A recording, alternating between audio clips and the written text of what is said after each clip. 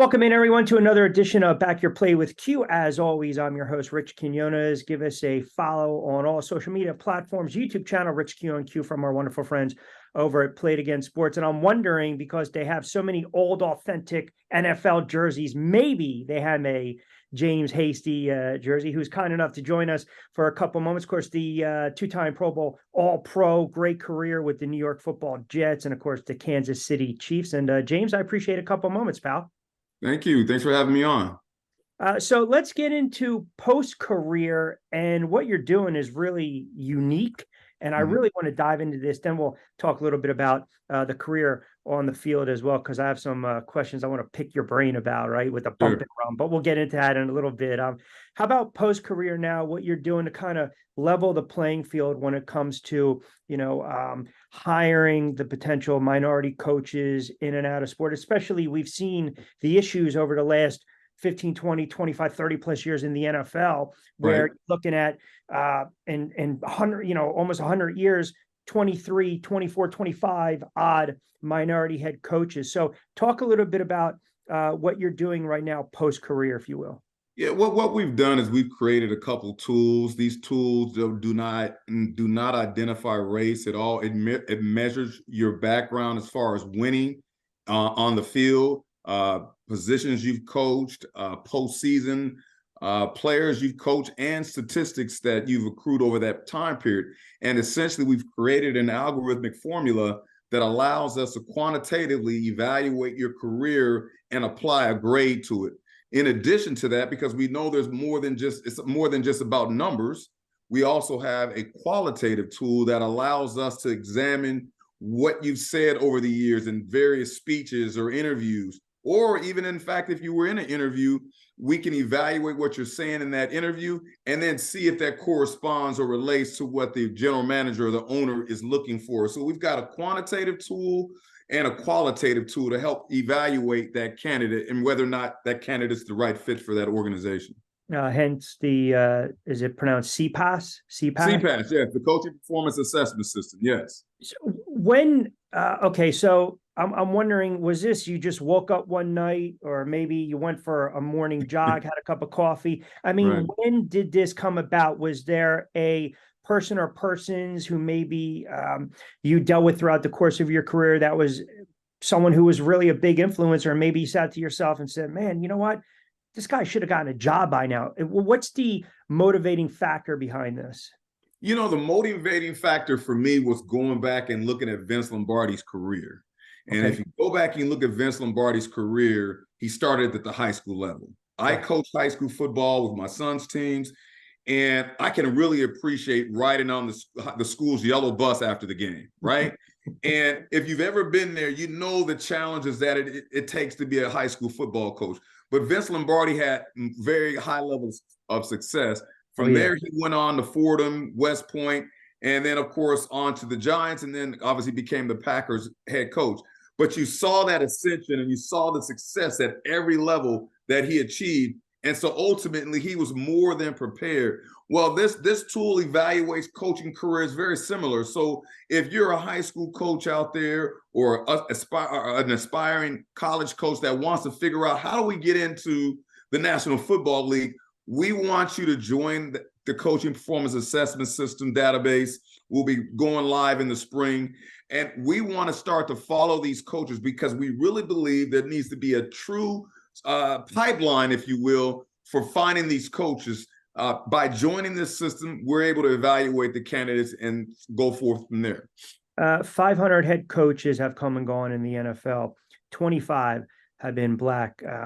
And obviously, we're seeing a little more movement. I mean, obviously, with D'Amico Ryans and whatnot, and I'm happy for him. I said this not to stray too far off the beaten path. I was concerned because you look at his track record, great player, unbelievable defensive coordinator with San Francisco. And then you look at what's going on with the Texans. They got rid of Lovie Smith. They got rid of David Culley. Yeah. My concern was, man, I'd hate to see D'Amico Ryans take a job as a head coach, try to turn a franchise around, but know that, he didn't have a lot of wiggle room, right? A lot of margin for error, because some of these franchises are getting rid of coaches at an alarming rate, Black, white, or yellow. But it's just amazing that when you really think about it, you can name all the minority head coaches. I mean, you can name them. I mean, that's you would think we maybe have come a little further from, say, Fritz Pollard back in 1921, but does any of this have to do? What's your thought on the Rooney Rule in the NFL? My thoughts are the Rooney Rule has served its purpose, right? It's opened up opportunities for guys to get interviews. Okay, but now we've moved on from there because people have become more creative in circumventing the interview process.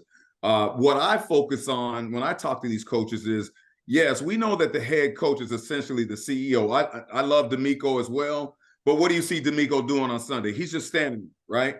It's really about the coaching staff around the head coach. Gotcha. And the involvement of the head coach, of the owner and the general manager with the development of that coaching staff is the key. We've seen too many teams now this season where they fired their head coach, they fired their offensive coordinator, and they don't have anybody to call plays. Yeah. And so the involvement by by the general manager and the owner in the development of all the senior level positions, not the assistant to the assistant, but the coordinators, the quarterback coach, the linebacker coach, being involved in that so that you don't subject your organization to major holes when someone is let go. Yeah. Well, it's funny too, because at the time that we're doing this Tuesday edition of Back Your Play, you look what transpired last night. Tough offensive outing by Buffalo, right? Allen struggles, so who gets the hammer earlier today? Ken Dorsey. I mean, think about it. It's also head coach in McDermott. Sorry, probably saving face because he realizes he's on borrowed time as well. Right. And now what do? Is you pop in Joe Brady, who just got fired a couple of years ago from Carolina, right? And so you got a major problem now. And this is why I believe that ownership and the front office needs to be involved from the senior level position only, so that these type of holes don't exist within your organization and you're not subject to not making the playoffs because of these holes. So when I was doing some research, I read that one of the coaches that you had a very strong relationship with throughout the course of your career, or later on in your career, I should say, was Willie Shaw. And I pulled up his his coaching. I mean, it's a prime example where you look at an individual who pretty much has done everything that's been asked of him. When you start going through, assistant head coach, defensive backs coach, linebacker coach, going all over the place, Long Beach, Oregon, Arizona State, Detroit, Stanford, Minnesota, that's putting in your time. And I'm wondering if a tool like this, 15, 20 years ago, 30 years ago, would have given, say, a gentleman like Willie Shaw, his just due and an opportunity to be a head coach in the NFL. Yeah, it absolutely would have. Willie coached me 2 years in Kansas City, and I learned an immense amount of defense from Willie Shaw in that small window of time. But yes, you're right. This tool absolutely would have helped somebody like a Willie Shaw or Sherm Lewis. Many of these guys have come along and never have given that opportunity. Yes, this tool comes in and it evaluates and it looks at the elements that we talked about, the winning, the postseason, the player development, the postseason tournament statistics, and it gleans out these coaches, and it will show these guys are more than worthy of being head coaches. So I'm curious, and this might be a loaded question, so forgive me. I always look at extraneous variables, right? Stuff that maybe we can't quantify, so to speak. Like if you go and you look at certain coaching trees, the Walsh's coaching tree, the Belichick coaching tree. You look at a situation with Bieniemy, who was with Kansas City, and Andy Reid. How do you, the debate and the argument for years was, why is Eric Bieniemy not getting hired to be a head coach? Is he coming off a certain way? Is it his persona? Is he too rough on the players? Is there baggage? Are there red flags? Is he not interviewing well? To me, that would have been a great, Bieniemy is a case study with this to figure out. There's no question about what the hell's going on here. Yeah, he's interviewed, I think, 16 different times. But his resume speaks for itself. There's no more a decorated offensive coordinator in the National Football League than Eric Bieniemy. And it's sad to see that he had to leave to go to the Commanders to show and prove what he can do. But I do believe that given the opportunity, Eric Bieniemy will become a head coach. But yes, this type of tool absolutely would gleam out. Now, again, from the interview standpoint, there still needs to be a connection from a culture, from a team building standpoint with that ownership group that says, yes, this guy fits that criteria.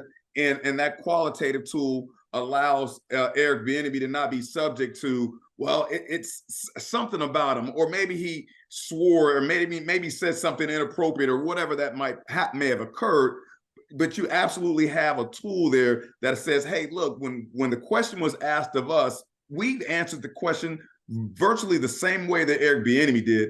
And that means virtually we're on the same page, quantitatively and qualitatively. How long did it take you to come up with this idea? I mean, because when you think about it on the surface, someone might say, you know what, at the end of the day, they might be qualified, but sit them down in a room, man to man, let me face eye to eye, and let me get a read on you, because the body language tells me anything. You know, if you're not eye to eye with me, I don't care what you say after that. You're not my cup of tea. I've been in the interview process with my private business when I left and when I retired from the NFL, so I can totally relate to owners and their frustration in an interview. You sitting there looking at this person and you can just swear this guy's the right fit, and sure enough, he ends up not being. I understand that. But what we have here is we've done the research. We worked with Dr. Stephen Kirton. He's the head of the sociology department with the University of North Carolina, Greensboro. And Dr. Kirton did the research that allowed us to develop this tool. And essentially, again, this tool now, even in a live setting, okay, we can open up the computer, we can turn on our qualitative tool, and it will record the dialogue between the interviewer and the interviewee. Wow. And it will essentially be able to tell you, by the time that interview is over, whether or not the two of those individuals are on the same page. It'll basically record and transcribe the conversation. And it will color code this transcript and tell you, virtually grade it, and tell you whether or not what that interviewer is asking, whether or not that interviewee actually answered that question appropriately or not, and grade it. And so now you have virtually no excuse. And in my case, back in the day, I would have loved to have a tool like this. Yeah. I'm wondering if we have some obviously sports fans that listen, and guys maybe are thinking about getting married. They're like, we don't want this tool anywhere, with our fiance right away, right? But how has it been received? It's been received well.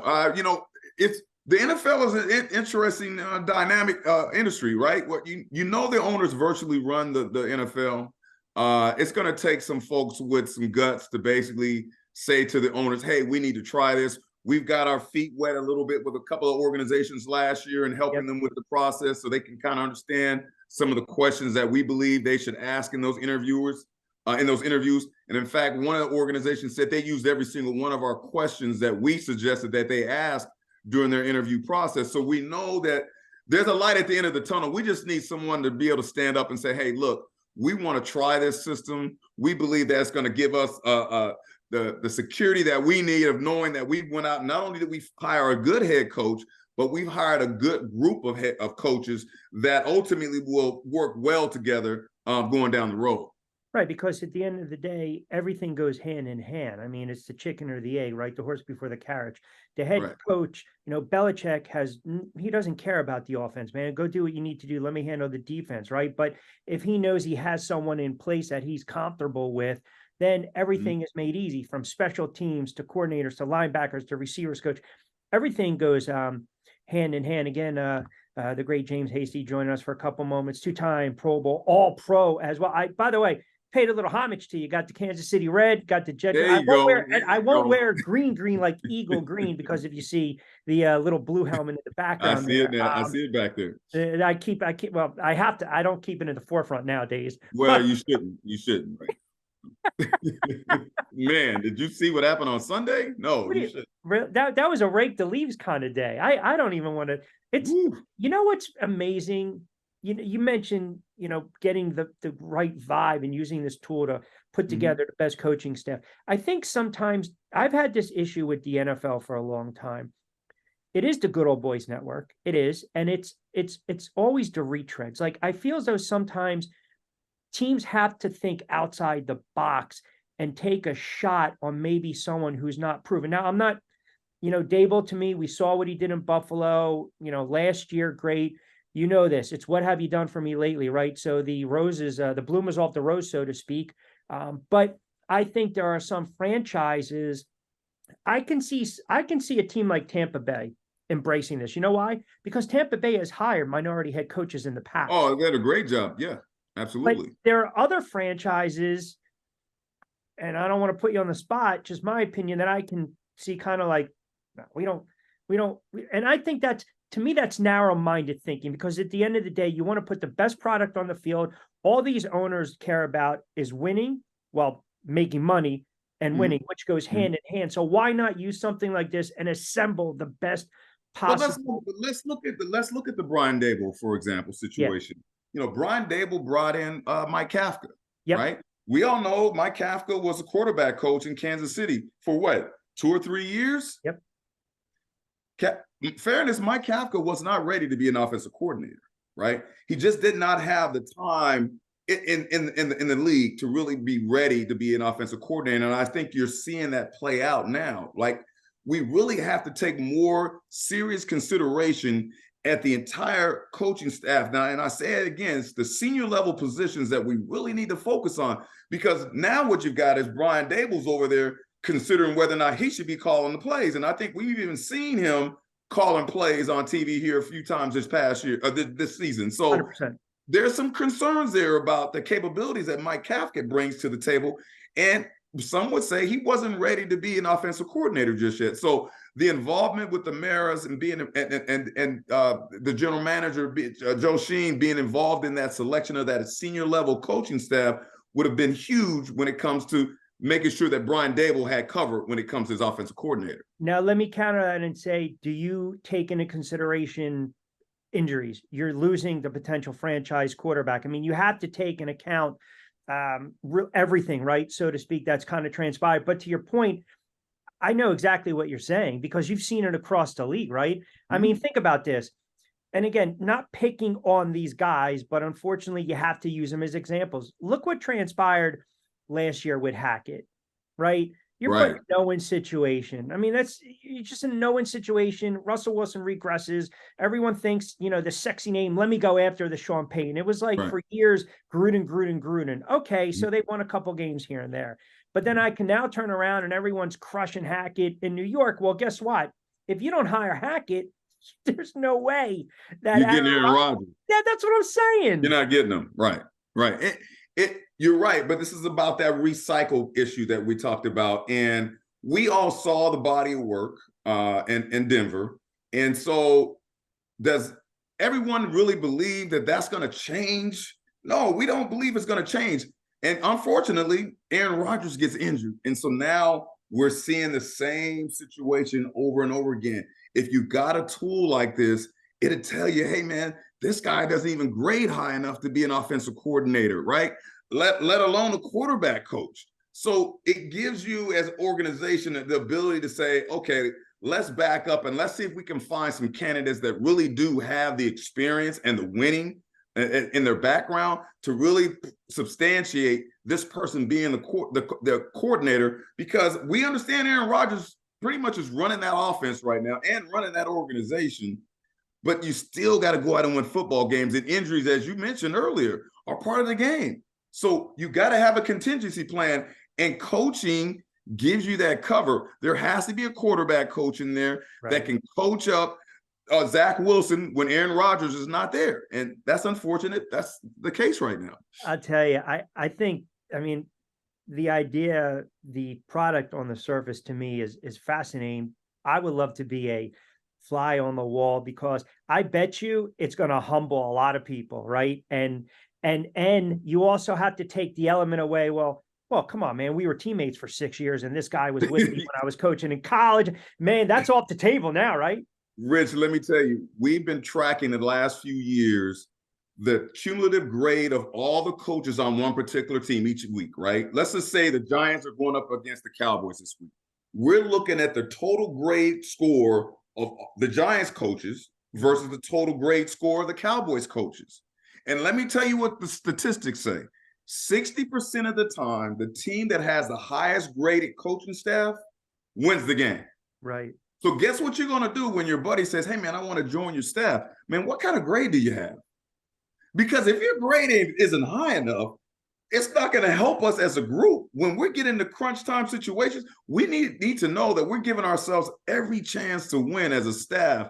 And we can't afford to have any weak links in our group, right? That ultimately could come out in the wash and cost us a football game. So you do this every week for every team? Every week we track it. We track it. It's funny. It's 60%. It's 60%, Rich. That number is eye-popping because going in, if your coaching staff is graded higher than the opposing team's coaching staff, you got a 60% chance of winning the game, right? Yeah. That's a huge number to use, right, when it comes to winning a football game. So what would be pushback to this? Because I'm sure I'm sure someone or a whisper down the lane pushback on this. Has there been pushback, or if someone's like, nah, this There's been no pushback because you virtually have two alternatives. If you don't believe in the numbers, which you might not, okay, which is winning, which is what Vince Lombardi believes in, which is his name is on that trophy. Yeah. He said winning isn't everything, it's the only thing, right? So if we know you don't value winning that much, what if that person and the two of you are on the same page? Would that matter to you? It's essentially you have no way out of this scenario, right? Because you're going to have to pick and choose which scenario you want, and you have to pick and choose. So, man, I don't want to put you on the spot with this because I don't want you to show your hand with the data, so to speak, but I'm wondering, you said 60%, so we know which teams have done well, and I'm sure there's a handful of teams that... Well, I'll give you a clue. Kansas City was the highest graded team. Well, I mean... Okay. Does that surprise you? No, not at all. It should. Why not? But listen, I'm more curious about the lower tier teams. Well, I will tell you, the lower teams, it tracks. It tracks. It's spot on. But you can also then, I guess you can say, you almost the edge, right? You use that to an advantage because, and you hate when people, their livelihood is at stake. You never want to see guys get fired, but the numbers, as you said, they don't lie. So as the season progresses and teams really start to kind of fall through the wayside, unfortunately, coaches are going to get fired. So it's almost as though you can, to some extent, foresee this. Like you can forecast it. It's remarkable how easily you can forecast this. And I know that it's unfortunate that the people are going to get fired, but players get cut all the time, right? Yeah. When we don't perform, we get cut. And that's just the nature of the business. But we should not, as players, and I'm speaking from a player standpoint right now, we deserve every opportunity to win a Super Bowl. Every opportunity, Rich. And the organizations that we work for, that we're going out and putting our bodies on the line for, absolutely have that responsibility to give us every chance to win. And you know what? It's not fair if those folks are not doing that, if they're not giving us every chance to win, because we know the ultimate prize is being a winner and being a champion. And that's the ultimate goal here. James, is this just resigned to the NFL? No, you know what? This tool can be used in all sports. That's the unique thing about what we're doing. Heck, the interview tool can be used in corporate America. That's what I was going to ask you. We're not limiting ourselves with the National Football League. It's obviously the NFL means a great deal to me, and which is why we started here. But no, this is absolutely not limited to the National Football League. Would this be something that if one team buys into it, obviously it's a domino effect, but can you limit yourself like a la carte? Hey, there's 32 teams. Maybe not everyone's buying in, but we can partner up with team A, B, C, and D. My ultimate goal is I'd like for the league to use this in a best practice scenario, right? This is not, we don't want to take on more than we can handle, to your point. You're absolutely right. Let's take on what we can manage here initially.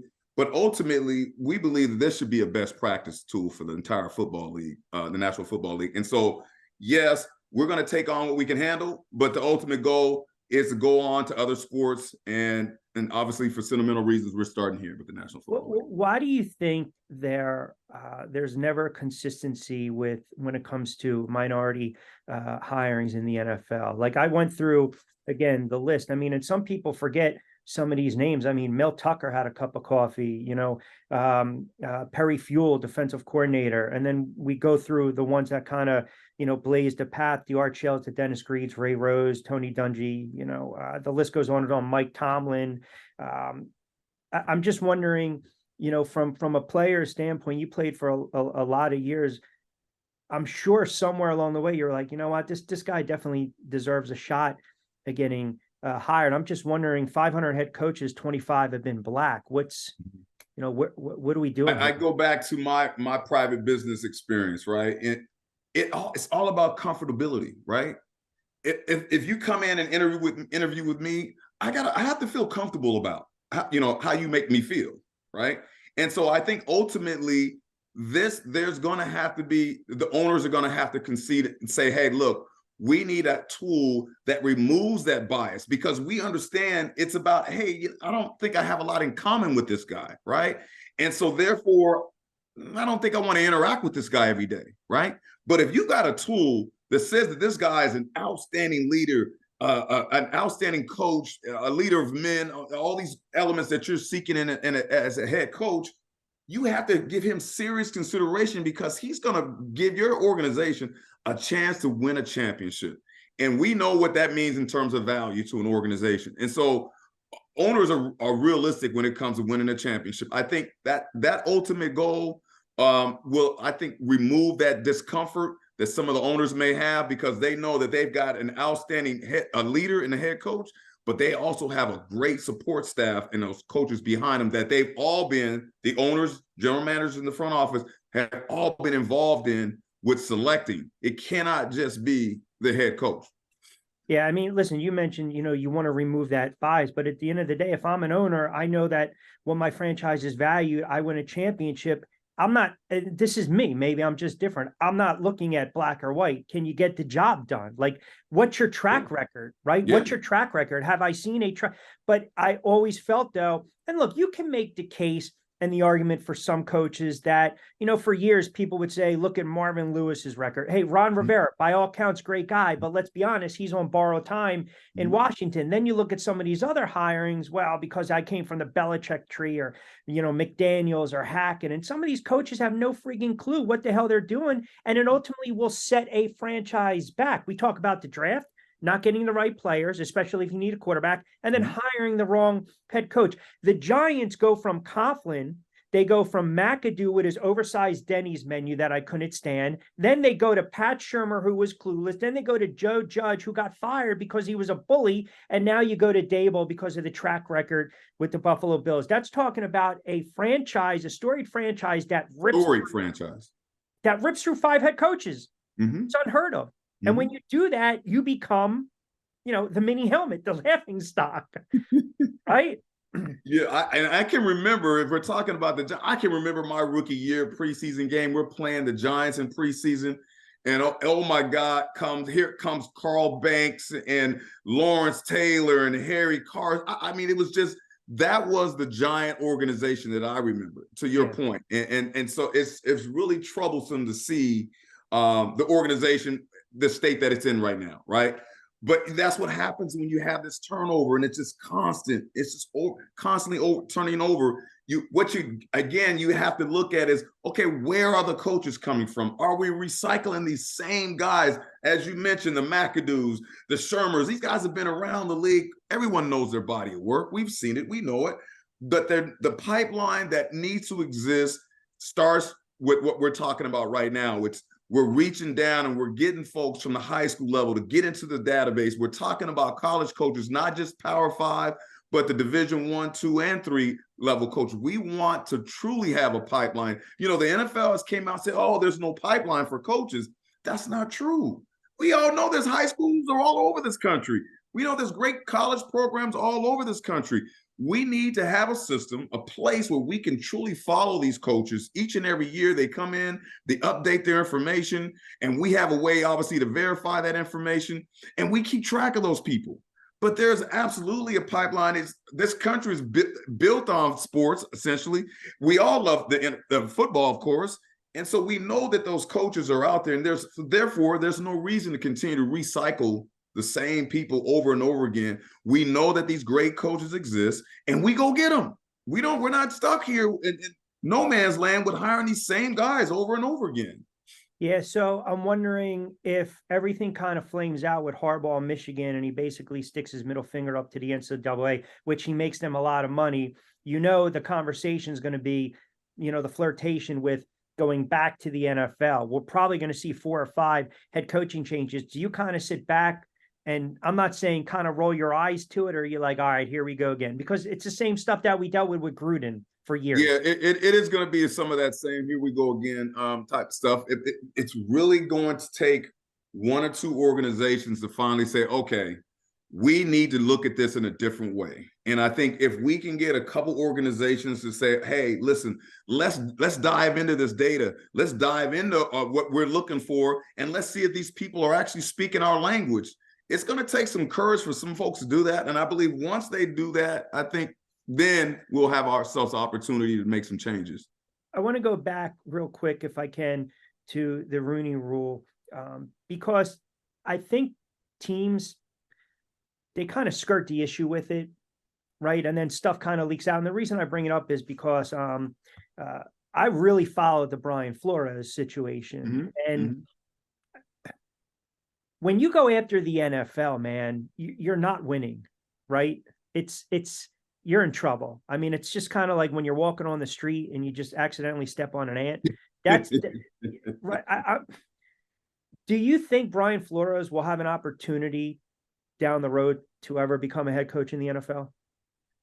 I'd like to think from a positive standpoint, from an optimistic perspective, and say yes. I think what he's doing right now in Minnesota with the defense is a phenomenal deal. He's turned that thing around, and I think they're on a 3-game winning streak that brought in Joshua Dobbs here recently. Great story. So I think he's showing that he understands how to run a defense, and it's panning out for him. But yeah, I like to think that the glass is half full. I like to think that Brian Flores will finally be given an opportunity. Absolutely. So the other name that's kind of exploded on the college scene this year is Deion Sanders. And I said at the time, he's scaring the you-know-what out of college football, right? I mean, he's sitting up there, he's walking a walk, he's preaching, he's talking about, hey, this is what's going to happen. 80% of you guys aren't going to be here day one. If you don't like it, get these kids from the transfer portal, win a couple games, shock TCU. They've kind of fallen back down to earth a little bit. But I'm wondering, how would the data read with a guy like Deion Sanders? I guess my point I'm asking you is, if he became available, and I say this with respect, I think people would be like, data be damned, it's Deion Sanders. Look what he's bringing. We're hiring this guy on the spot, where there might be 4 or 5 guys in front of them that are much more qualified to be NFL head coaches. So, when I say Deion Sanders, what's your thought with that? Just using. Well, Deion said in his press conference the other day, 7 years ago, he was coaching junior football. Right? That's a phenomenal rocket to the top, right? And obviously you can understand that the data is not going to support that, right? We all know and understand that winning is important, and he hasn't won that much, to get to this point. Now, in fairness to Deion, qualitatively, he might hit it off with his AD. They might be right on the same page, and that speaks to Deion being more than qualified to be a coach at Colorado or potentially Texas A&M, as we all know it's came out today.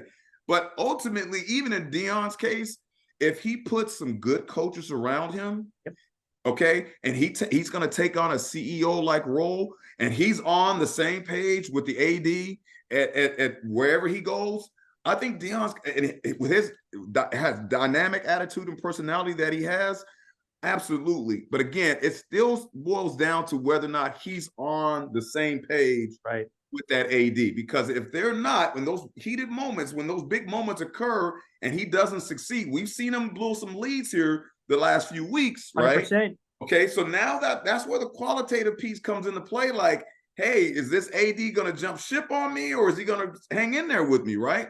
That's why you have to understand, Deion doesn't have the experience of winning a lot of football games, but he's played a lot of games, right, in some big moments, and he's on the same page with his athletic director at Colorado, which is the key to everything.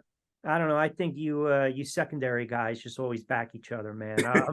You know, it's funny. I actually asked Dion a year ago when right. he was out here in Dallas at the awards banquet. I asked him, did he want to coach in the National Football League? And he said no. He said he never wants to coach in the National Football League because he doesn't want to coach a bunch of millionaires. And I honestly thought he was BSing me, right? But he's kept that same line throughout. And I don't know if he's going to come back and change his mind later on, but it all boils down to whether or not he's on the same page with ownership or front office. And if he's on the same page, then all you got to do is build a great staff around him, and he can be a very successful coach in the long run. I feel like what you're doing is going to be, it already is. It's a major game changer, man. And like, Think about this. Here's the thing I'm talking. When I tell you this story, it has nothing to do with race. Yeah. It's Vince just Lombardi data. said, It's data when driven. it isn't the only thing, it's everything. Yeah, it's data driven. It's data. Yeah. And it's also relatability, right? You and I we relate to one another. You're the owner, I'm the owner, you're the coach. Do you and I relate to, not socially, but do we relate to the things that involve the team, right? Those are the things that matter in a big game. Knowing that owner is going to support me when it comes time. And did I miss a call? Did I not call a timeout? Is he going to fire me mid-season? Right. That's where we want to be on the same page. Yeah. Listen, and it's like I said, it's beyond fascinating, interesting, because case in point, if this going forward and say you're looking at, say, the Houston Texans type of job, but right, you maybe take a step back a little bit, and obviously it's worked out, and they got a hell of a quarterback down there. I mean, that kid's going to be a franchise. He's already shown he's a franchise quarterback, Stroud. But I also think this also helps where if the data, doesn't jive, so to speak, and you can now pull these guys, to the side. It maybe can show their weaknesses, help them down the road improve. Because again, Eric Bieniemy, I thought it was the best move for him to get out of Andy Reid's shadow, go to Washington, young quarterback, have a defense until they made a couple trades. But Rivera is somewhat on borrowed time. Now Bieniemy can say, let me show you what I can do. And maybe if Rivera, unfortunately, if he gets axed, then all of a sudden Bieniemy kind of slides in there. But having stuff like this and looking at it, having it tangible and looking at it, now you can say these are areas where, as an owner, maybe I need to improve, or maybe I need to be a little more open-minded. As someone who's maybe going through the interview process, Eric and I had some dialogue prior to some interviews that he had these last couple of years, and I made some mentions of some coaches that he might want to consider putting on his staff, right, if he got a head coaching job. Okay, and one of the coaches he hired, the one with him right now in Washington, is a guy that I recommended to him, Tavita Pritchard, the quarterback coach. Yeah, sure. It's a guy that Eric wasn't aware of. And I said, this guy right here is a winner. Using this tool. Yes, using this tool. I said, EB, this guy right here, go hire this guy. He said, well, where is he at? I said, he's over at Stanford. He was just on David Shaw's staff. Go hire Tavita Pritchard.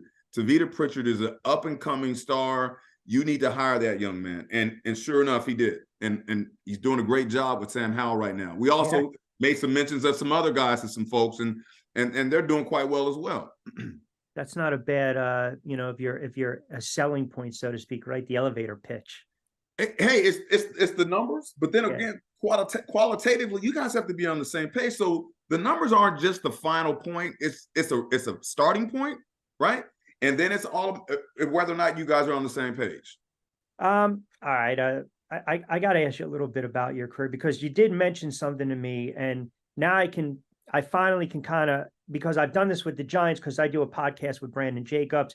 Obviously, he didn't play, back in the day like you did, but I will have to ask you this: 1988 final game regular season, Jets and the Giants. I'm just a little kid here, thinking, hey, let's get rid of these guys, get them out of there. Boom, boom. Kenny O'Brien, Al Toon. I go upstairs, I'm crying, knocked out of playoff contention. I don't like any former Jets because of that moment, 1988. You got to remember, man, that was our Super Bowl, man. That was we weren't going to the playoffs either. We knew this was it for us. And so that was a big deal for us, man. It was something I'll never forget. It was a great win. You guys, listen, even before you went to Kansas City, the Jets defensively, you guys had some players, man. I mean, We had some later players, on, but man, I wish we would have had this tool. Man, I wish we would have had this tool because of the coaching staff. yeah, we were drafting by committee. We didn't have a general manager, right? Yep. So they were drafting by committee. And when I go back and I actually it has old data. We have old coaches in the system. We don't have just all of the current coaches. We have former coaches in this system. And when I go back and I look at the former coaches that we had no chance. We had no chance, Rich. It wasn't right, man. You guys had a far better coaching staff than we did. Well, the reason I bring it up, I'm trying to think to myself, were the initials RK? No. Rich Kotite was actually our wide receiver coach. Receiver coach at the time. All right. That's right. Left that I think they won one game or something like that. So that was the one they went. 3-13, 1-15 in 1996. Yeah, I had. Thank God I had moved on, but man, I was like over there, like this is not good for them, Yeah, the computer would have imploded with data. Yes, it would have burnt. You know what? If Rich Kotite would have even got close to interview, it would have been just all over the news. You know what I mean? But truly, we go back and we've collected data from a lot of former coaches. We go back to George Halas, Vince Lombardi, Paul Brown. Tom Landry, Bill Walsh, Chuck Noll. They're all in it. Tony Dungy, they're all in it. Bum Phillips, they're all in the database because what we can do is we can compare current coaches with the greats, and we can see, do they line up to how they ascended in their career. So we're not just looking at today's data. We can dive into your career as a coach. We can compare you to the former greats. We can compare you to another candidate that's interviewing. It's an outstanding tool, man. And it's just something that we really need to use going forward if we're going to get this problem resolved. Yeah, I think, like you said, this tool can be used everyday walk of life when you really think about it, especially in corporate America, right? Because that's that's where the the nepotism and everything at its finest, right? My buddy walked in my resume. He's getting me the job. I'm just going to kick back and have coffee for 10 hours a day and collect a big check. Meanwhile, you got some other poor sap, driving 3 hours every day, grunting, doing the work, and being productive, but they're never going to get a shot. And that's what I experienced some of those same challenges in private business, right? And so I said, man, if there was ever an opportunity to create a tool, the ultimate way to go about doing it would be with sports, right? Because there's a winner and a loser. We know how to value a winner and a loser. And you can say all the great things you want about your career, but did you win a championship, right? And if you haven't won a championship, that ultimately defines you as an athlete. And so it's unfortunate, but that's what we want in this country. As Vince Lombardi said, we're all about winners. When you assembled all these coaches, I mean, was Lombardi like the coup de grace? No, it wasn't. They're all coup de grace. They're all coup, but can they translate into today's NFL? I don't know if there's a translate into today's NFL as much as there's so much you can learn from the fact that Paul Brown was so successful in high school. Yeah. Massillon High School, are you kidding me? Everybody knows Paul Brown changed the dynamics of high school football at Massillon High School, right? And then he goes on and he creates 2 NFL franchises. Yeah. Like no one's ever done that, right? And so Paul Brown and Vince Lombardi, these guys are phenomenal into coaches. No backgrounds as far as people alleging maybe they did some things inappropriate when they were coaching. They just got these spotless coaching records and of guys that they've developed and guys that are in the Hall of Fame to this day. I had to go back. Who was your coach? Was it Walt Michaels? No, it was Joe Walton. And then Bruce Coslet came in. Bruce Coslet. And Pete Carroll. Pete Carroll was also our first-time head coach was our final year there. My final year there. Yeah, Lions late in his career, Gastineau, right? Booty, Bobby Humphrey. Yeah. Miano, the other, Rich, yep. Eric McMillan made a couple Pro Bowls there in New York. Eric McMillan. So let me throw this at you. Do you recall September 17th, 1995? It might have been the game I played against the Raiders. Yes. Yes. Might have been the game against the Raiders. We win in overtime. How? How did we go into overtime? No, how did you win in overtime? Well, I intercepted that pass in overtime. What happened is Tim Brown is trying to run a crossing route, and I know he's going to run this crossing route, Rich. I know he's going to run it. And every time he runs it right by the umpire. So the umpire will typically knock you off, and then Tim will keep running. So I know this trick. So as he's running, I knock him into the umpire. And as I'm running, I'm watching the quarterback's eyes, and he's still looking for Tim Brown. So I'm going to keep running. And sure enough, on the other side, he throws it. And all I had to do was beat Napoleon Kaufman to the end zone, which was not easy. You guys had some good teams late in your career with Kansas City. I mean, you and Dale Carter, you think about that. Yeah, we really did. We really did. We had some very talented players on defense. I thought, I think it was 95. You guys lost.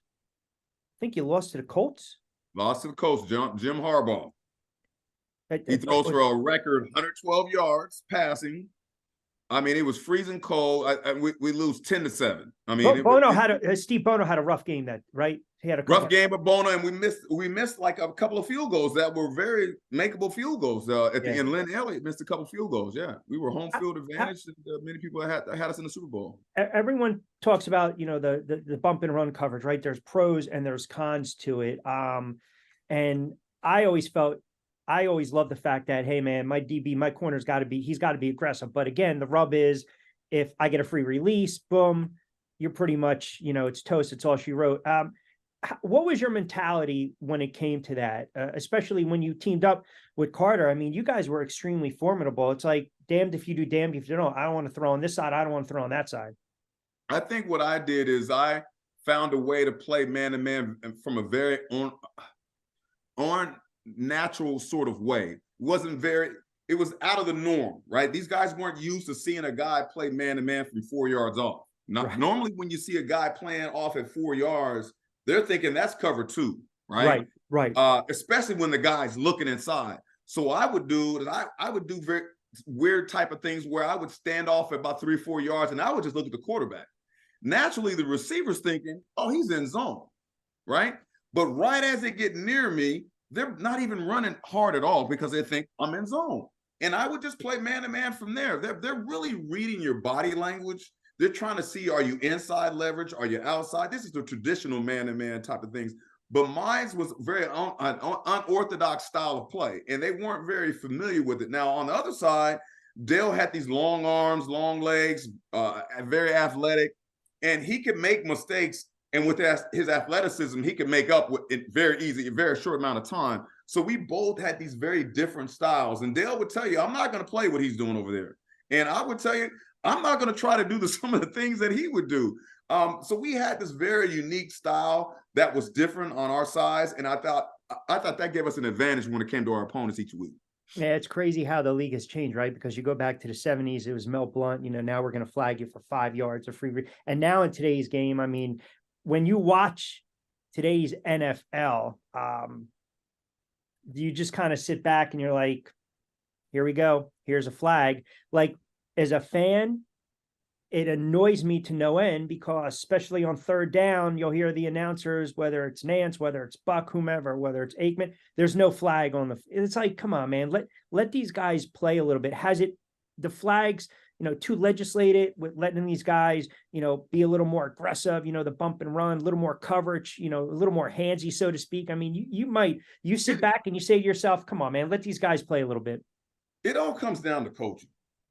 If you look at the game last night, the Bronco game. Yeah. What did we see? We saw them run an all-out blitz. And I think it was Taron Johnson, number 7. Late in the game. Late in the game, he's playing bump and run with no safety in the middle. Right. You should be off 7 to 8 yards, inside stance, on leverage on the receiver. You should stand there and not move, counted steps. And on his third step, if he hasn't ran a slant, you turn and get out of there.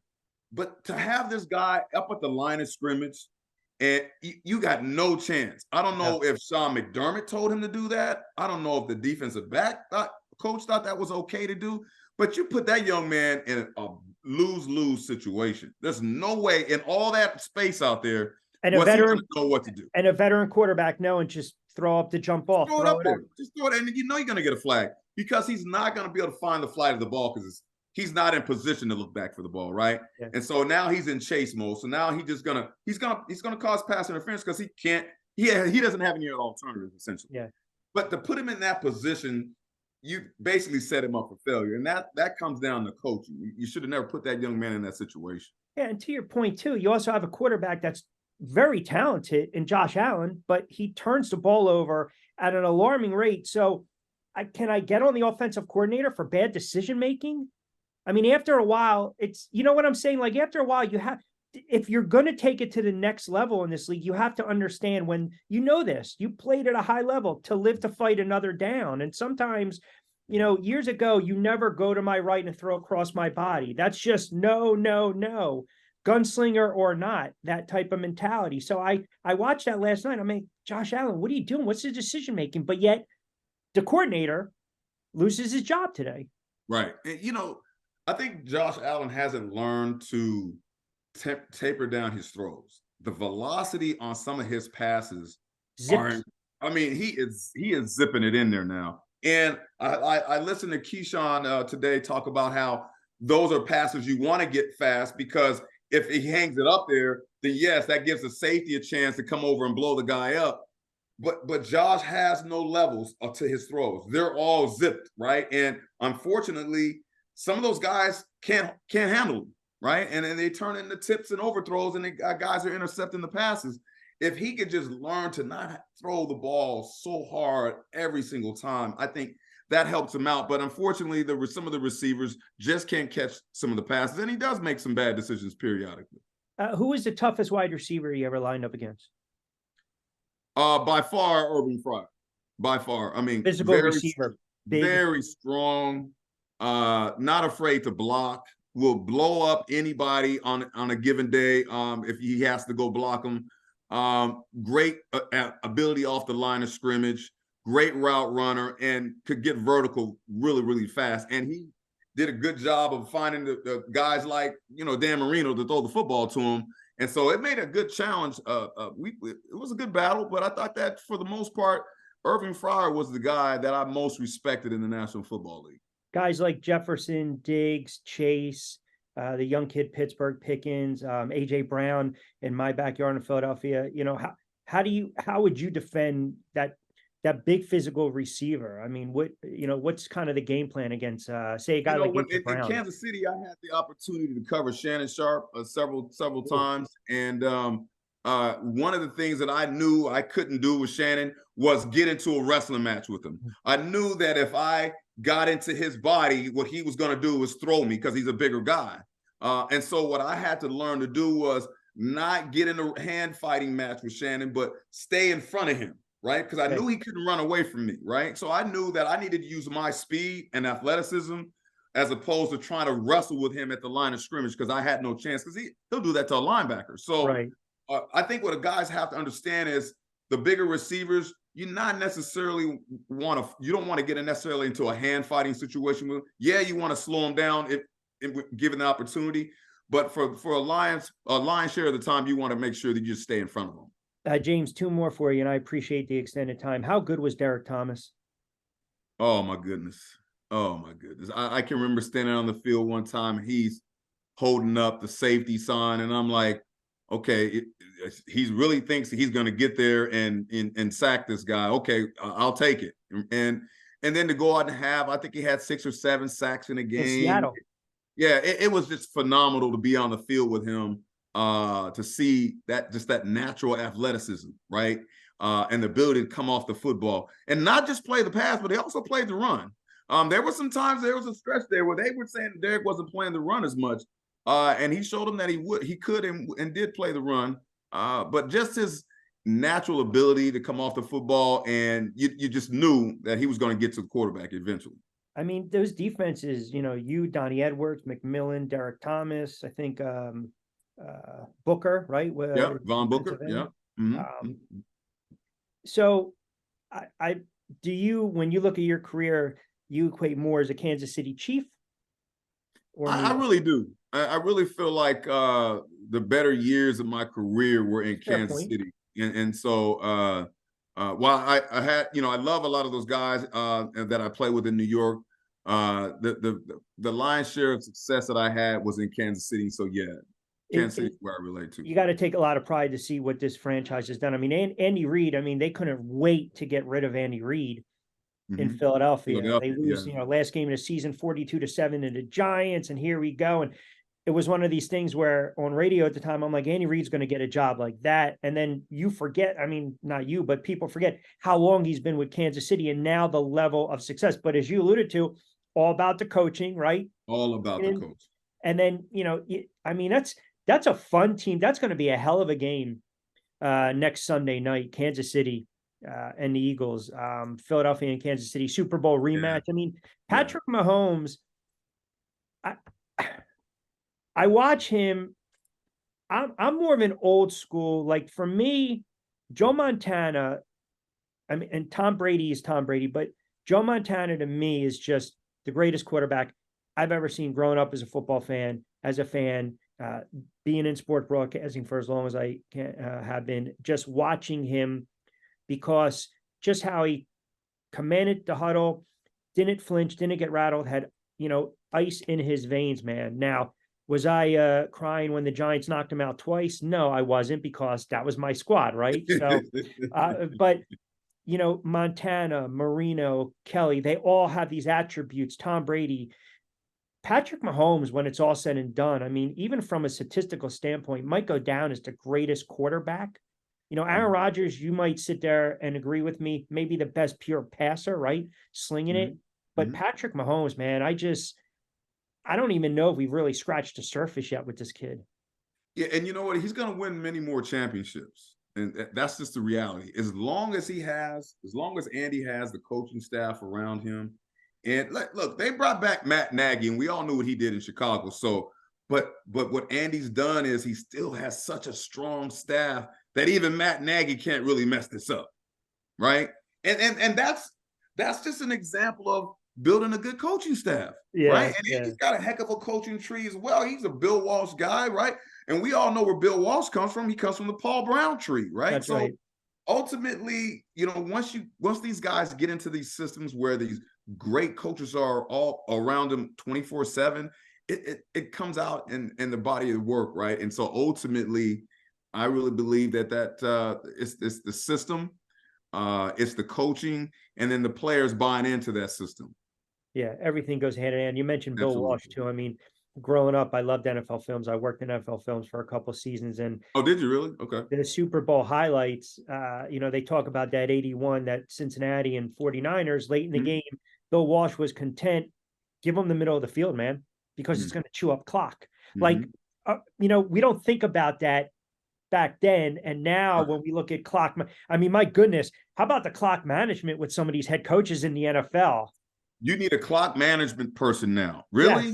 Yes. That speaks to why we need to figure this coaching thing out. Yeah. Because that just says you don't have the experience and understanding of what to do in these big moments. Yeah. Right? You need a clock manager. And the person that they're using as a clock manager typically has no experience in the NFL or football at all. And so it's just, we're getting away from really what the game is about, which is coaching and coaching the players, and the players going out and executing. Really, that's what it's about. Listen, you're in Dallas, so you can probably give McCarthy one of these. I mean, let's go see if they can get a Super Bowl, right? Listen, you don't win championships in July and August, man. I mean, come on. And you're running it up. You're running up against the Giants the other day. For what? This isn't college. I mean, this is just. I know you were. I knew you weren't happy about that. I was livid. But hey, stop them, right? I mean, at the end of the day, make a play, get chippy. You'll see him again next year. I said I'll make a mental note for the Giants when they're good in another 10 years. So you said you're hoping to launch everything in the spring? Yeah, we're going to launch it in the spring. We'll have two mobile apps, iPhone and Android, or you can go onto the web. And we just want folks to download it. They can join it. We also have a tool called Huddle Up, which is a podcast, a virtual room where guys or girls can go into virtual rooms and talk about the various sports and interact in those rooms, right? So we've got more than just the database. There's some other neat tools in there for them to take part of. But we just want them to feel like, hey, they've got an opportunity. I remember when I was a high school coach, I didn't know how was I going to get to the NFL, right? This gives you an opportunity to get into to that pipeline that we've been talking about. Is as far as the launch, I mean, information, website, anywhere you want to direct anyone to go? It's going to be CPAS-sports.com, CPAS-sports.com. Right. And you'll be able to go online and go onto the Android and Google Play and the Apple Store and download the app. That's fantastic. Listen, I greatly appreciate it. I wish you the best of luck. I think this is going to be great. I think the NFL would be foolish not to buy into this. I won't hold it against you about 1988. I'll let it go. I'm more ticked off real quick before I let you go. I'm more ticked off. So Jimmy Everett and Flipper Anderson follow me on Twitter. And they know I'm a diehard Giants fan. Good, great players, actually. Oh, I mean, Flipper's still running through the friggin' tunnel in 1989, right? And anytime that anniversary comes up, I got Rams fans, they'll tag me. I'm like, I don't want any part of this. And Flipper will just respond with like little dolphins, you know? So that 88, 89, just two of the worst. I felt the Giants could have had multiple Super Bowl runs. And, you know, I go back and I watch, because I am a football savant, I go back and I watch those games. The preseason games, as you mentioned, the Jets and the Giants, it was like a regular season. It was like a playoff game. I was blown away how intense it was. Yeah. It was really a competitive game. All right, James. I greatly appreciate it. Thanks for jumping on BYP. I got to get you back on, you know, when we come. Thank you very much for having me, Rich. Yeah, I got to give you an update here. So yeah, let's talk soon. Listen, you have an open invite. I'll switch up the color. I'll coordinate a little better for you. Right. And we'll handle our business. Appreciate a couple moments, pal. Thanks, man.